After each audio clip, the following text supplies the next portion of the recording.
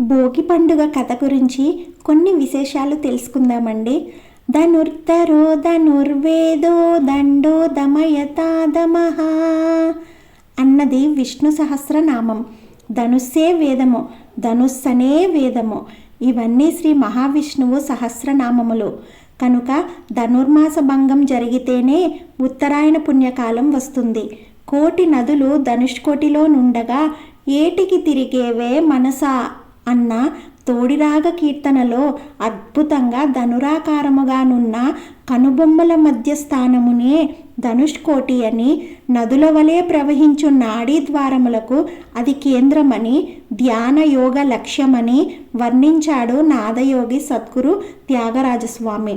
శ్రీరాముడు శివధనుర్భంగము చేశాడంటే ఓంకార రూపమైన ధనస్సును రాముడు భగ్నం చేయగా ఓం అనే వేదములుగా లోకంలో ప్రసారమై ప్రసిద్ధి చెందినాయి. భంగం అంటే తరంగమని మరొక అర్థం ఉన్నది. ధనుర్మాసములోని ధనుర్భంగము వలన శీతము భగ్నమై ఉష్ణము ప్రసరిస్తుంది. మకర సంక్రాంతి ఉత్తరాయణ పుణ్యకాలం వస్తుంది. ధనుర్మాసం అంటే వేదమాసం. మా ఆస మాస అనగా లక్ష్మి నిండి ఉన్న మాసమని అర్థము. వేదలక్ష్మి వేదమాత యొక్క శోభతో నిండి ఉన్న మాసమని అర్థము. భోగి పండుగ నాడు భోగి మంటలు వేస్తారు. అగ్ని సూర్యునికి ప్రతీక. ఋగ్వేదంలో అగ్ని ఆరాధన విశేషంగా చెప్పబడింది.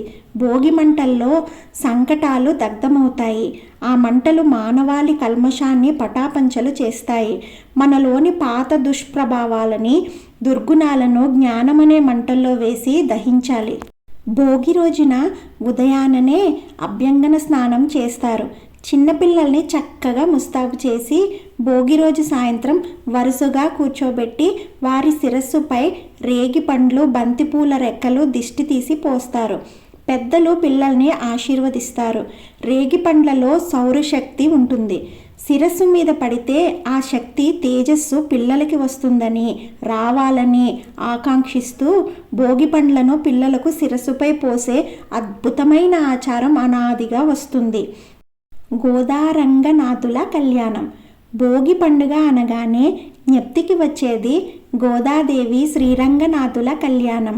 శ్రీ విల్లిపుత్తూరు నివాసి అయిన పెరియాల్వార్ విష్ణుచిత్తుడు ఆ ఊరిలోనే వేంచేసిన వటపత్ర సాయిని నిత్యం అత్యంత భక్తి శ్రద్ధలతో ఆరాధిస్తూ తులసి పూలమాలలు కట్టి ఆ స్వామికి సమర్పిస్తూ ఆ కైంకర్యంలో ఆత్మానందాన్ని పొందుతూ సంపూర్ణ శరణాగతి భావంతో కాలాన్ని సద్వినియోగం చేసుకుంటున్నాడు. ఒకనాడు తులసీవనంలో చెట్లను కుదురులు చూస్తుంటే ఒక అయోనిజ శిశుప్రాయంలో భగవదత్తంగా లభించింది. బిడ్డలు లేని తనకు ఆ వటపత్ర సాయి ఆ లోటును తీర్చాడని సంతోషించి పరమాత్మకు కృతజ్ఞతాభావాన్ని సర్వదా చెప్పుకుంటూ ఆ బిడ్డకు కోదై అనగా పూలమాల అని పేరు పెట్టుకున్నాడు. గో అంటే వేదవాక్కులు, భూదేవి అనే అర్థాలున్నాయి. భూదేవి ఆ శిశువును తనకు ప్రసాదించిందని గోదా అని నామకరణం చేశాడు. పూలమాలలను తను మొదటిగా ధరించి తరువాత స్వామి అలంకారానికి పంపించేది కనుక గోదాదేవికి ఆముక్తమాల్యద అని పేరు వచ్చింది. అందరినీ రక్షించే తల్లిగా ఆండాలని పిలిచేవారు. తమిళులు సూడి కోడుత్తాల్ అని పిలుస్తూ పూజిస్తారు. అన్ని పేర్లలోకి గోదాదేవి, ఆండాల్ అనే నామములు ప్రసిద్ధములు. భక్తి, జ్ఞాన, వైరాగ్యాలను సహజ సిద్ధంగా పొందిన గోదాదేవి శ్రీరంగనాథుని పతిగా తలంచి భక్తి శ్రద్ధలతో ఆరాధించి స్వామి అనుగ్రహమును పొంది మకర సంక్రమణం సంక్రాంతి పండుగకు వెనుక రోజైన భోగి పండుగ నాడు శ్రీరంగనాథుని వివాహమాడుతుంది. 30 రోజుల పాటు మార్గళీ వ్రతాన్ని ఆచరించి సంపూర్ణ శరణాగతితో గోదాదేవి కీర్తించిన 30 పాసురముల రూపమే తిరుప్పావై దివ్య ప్రబంధము.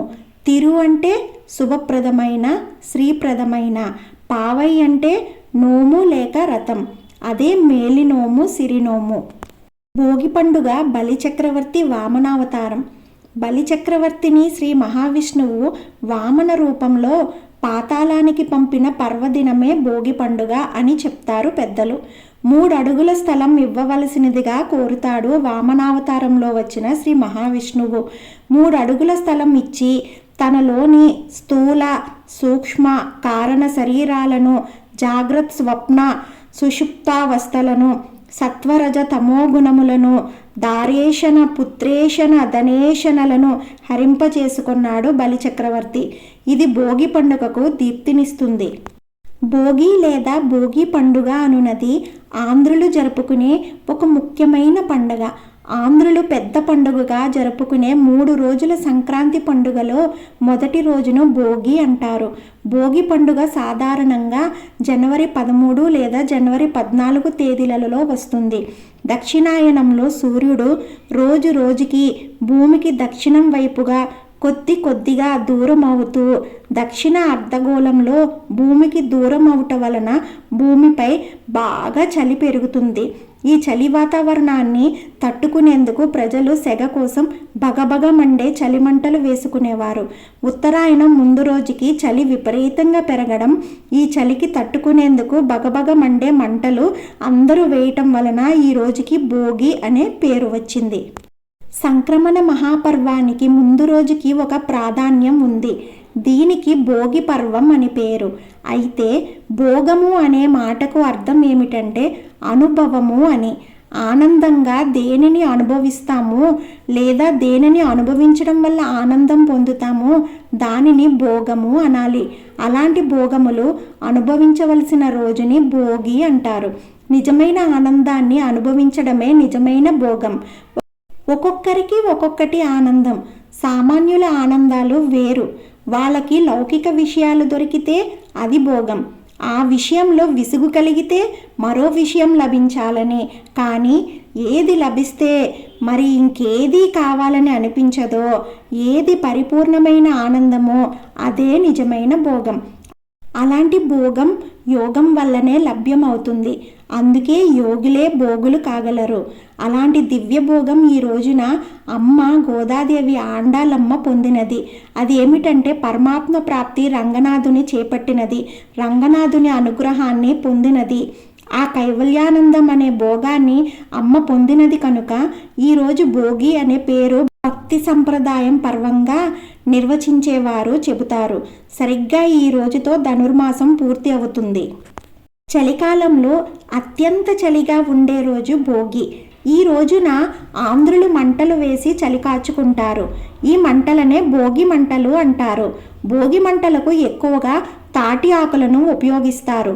ఈ ఆకులను భోగికి కొన్ని రోజుల ముందే కొట్టుకొని తెచ్చి భోగి మంటల కొరకు సిద్ధం చేసుకుంటారు.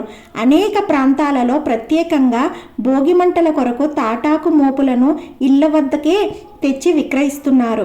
వీటితో పాటు మంటలలో మండగల పనికిరాని పాత వస్తువులను ముందు రోజే రాత్రికి సిద్ధం చేసుకుంటారు. తెల్లవారుజామున సాధారణంగా 3 గంటల నుండి 5 గంటల మధ్యన ఎవరి ఇంటి ముందు వారు ఈ మంటలు వేయడం ప్రారంభిస్తారు.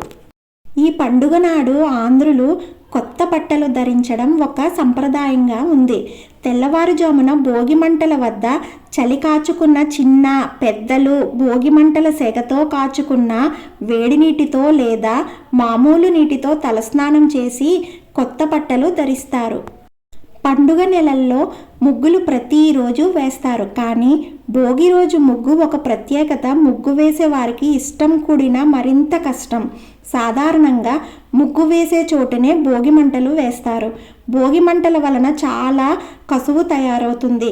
ఆ కసువు అంతా పారబోసి కడిగి ముగ్గు వేయడం కొంచెం కష్టంతో కూడుకున్నప్పటికీ ఇష్టమైన పనులు కాబట్టి చాలా ఆనందంగా చేస్తారు. రోజు వేసే ముగ్గుల కన్నా ఈరోజు మరింత అందంగా రంగురంగుల రంగవల్లికలు వేస్తూ ఉంటారు. కొన్ని ప్రాంతాలలో భోగి రోజున రైతులు తమ సాగు భూమికి ఆనవాయితీగా కొంతమేర సాగునీరు పారించి తడి చేస్తారు.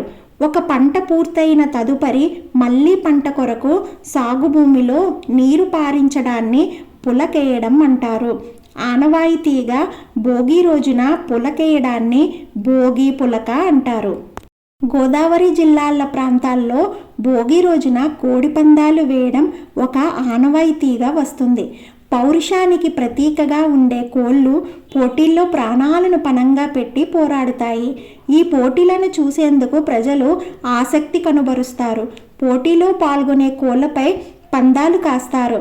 తాహత్తుకు మించి మితిమీరిన పందాలు కాయడం వలన కలిగే అనర్థాల వలన పందాలు కాయడంపై నిషేధాంక్షలు ఉన్నాయి. భోగి రోజున పిల్లలు చాలా ఆనందంగా గాలిపటాలు ఎగురవేస్తారు. వివిధ రకాల గాలిపటాలు తయారు చేసి లేదా కొనుక్కొని ఎగరవేయడంలో పోటీ పడుతుంటారు. భోగి రోజు దాదాపు విద్యార్థులందరికీ సెలవు ఉంటుంది. వేరువేరు ప్రాంతాలకు చదువుల కోసం వెళ్ళిన విద్యార్థులు భోగికి ముందే తమ సొంత ఊళ్ళు చేరుకుంటారు. ముఖ్యంగా భోగి పండుగ రోజు సాయంత్రం పెద్దలు తమ ఇంట్లోని చిన్నారుల తలపై రేగుపళ్ళు పోస్తారు. కొన్ని సముదాయాలలో ఈ సంబరాన్ని సంక్రాంతి నాడు కూడా జరుపుకుంటారు. భోగి పండ్ల కోసం రేగుపండ్లు, చెరుకుగడ్డలు, బంతిపూల రెక్కలు, చిల్లర నాణేలు వాడతారు. కొందరు శనగలు, చిటికెడు పసుపు, బియ్యం కూడా కలుపుతారు. సహజంగా 5 ఏళ్లలోపు పిల్లలకు భోగి పళ్ళు పోస్తారు. భోగి రోజున పిల్లలు కొత్త దుస్తులు ధరిస్తారు. సాయంత్రం వేళ చుట్టుపక్కల ఉన్న పెద్దవాళ్ళందరినీ పిలిచి వారితో పిల్లలకు హారతి ఇచ్చి దిష్టి తీయిస్తారు. గుప్పిట నిండా భోగి పళ్ళను తీసుకొని 3 సార్లు పిల్లల చుట్టూ తిప్పి వారి తల మీదుగా పోస్తారు. పిల్లలకు భోగిపళ్ళు పోయడం వలన చిన్నారులకి నరదృష్టి, గ్రహపీడ నివారణ కలుగుతుంది.